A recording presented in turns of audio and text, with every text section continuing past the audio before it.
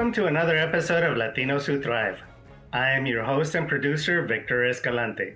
This week, we are changing things up by giving you a tool to give you clarity to know what you want. As many of you know, I'm certified practitioner and trainer of Neuro-Linguistic Programming, NLP for short. NLP was developed in the 70s by John Grinder, a linguist, and Richard Bandler, a computer scientist. Today, NLP is used extensively in every field of communication, law enforcement, education, psychotherapy, and others. And I might say I have worked in all these fields to teach NLP. As of today, doing a Google search for NLP, there are 201 million pages. Wow, this is how far NLP has come. When I got started in NLP, I was fascinated by how fast you could learn to run your mind any way you wanted to produce any result you wanted. Yes, dear listener, NLP is one of the fastest ways out there to produce any change you want. I have used NLP in sales to sell millions of dollars of tangible and intangible services. So let's get started. Most people out there at times in their lives get detoured and don't know what they really want.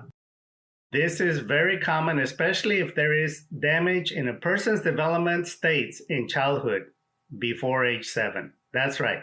By age 7, your mental programming is set for life.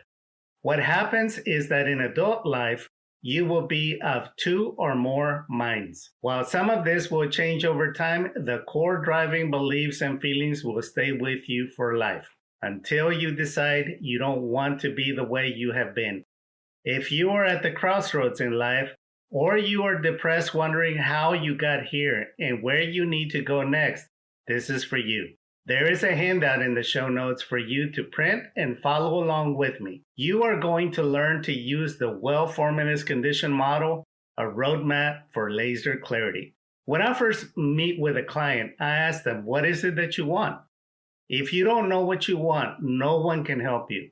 I once worked with a woman that was referred to me, and after an hour, I told her, you don't owe me anything.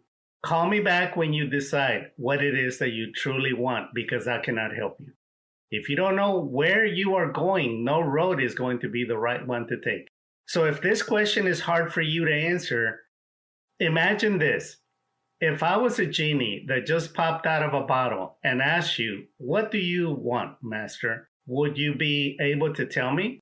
Most people would, because you engage the childlike mind that generally is more honest and forthcoming. After you know what you want, go ahead and make a laundry list of all that you want.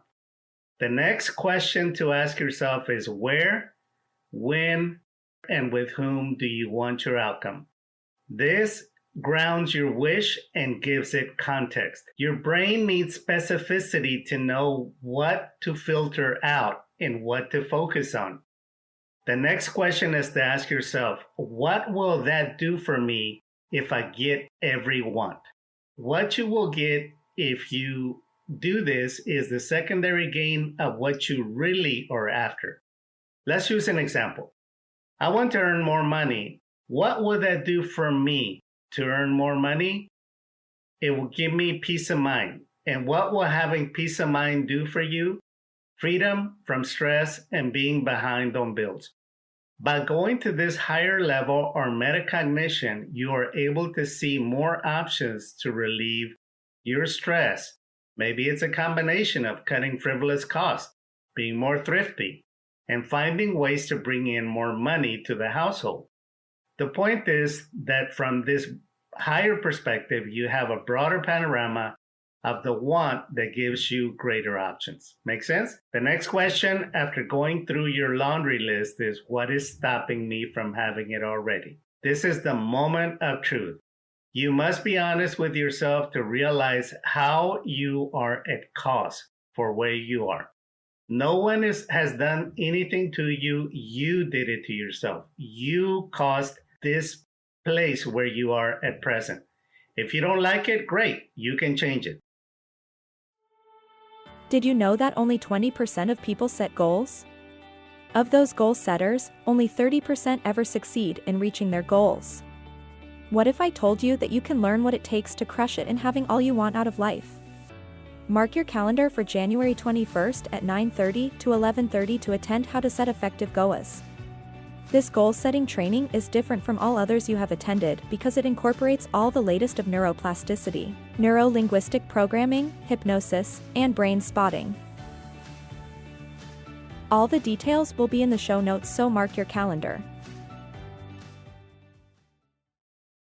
Maybe you chose a job or career path with the best of intentions, but the reality is that the current conditions will not be able to fill your wants and needs. The next question to ask is what I want initiated and controlled by me? If not, stop right here. You need to be honest with yourself and realistic because this can be a rabbit hole and an act of futility. If you want your boss to like you or your partner to be nicer, that is not going to happen because that is outside of your control and you must put yourself at cost. So maybe you can learn to be a better person and become a higher achiever. And even after doing this, your partner and boss may treat you the same. It's not about you, it's about forcing others to bend to your wishes. How are you doing so far? Let's keep going. What is the first step to getting what you want? If you don't know where to start, this is an action killer. This is where many people's best laid plans go to die because they don't know what the first step is. Try putting on the mindset of people like Elon Musk.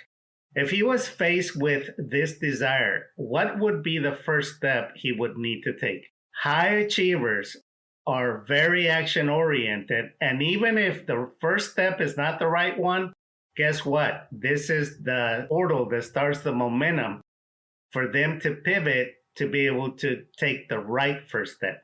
The point is take action. The next question is what resources do you need to get what you want?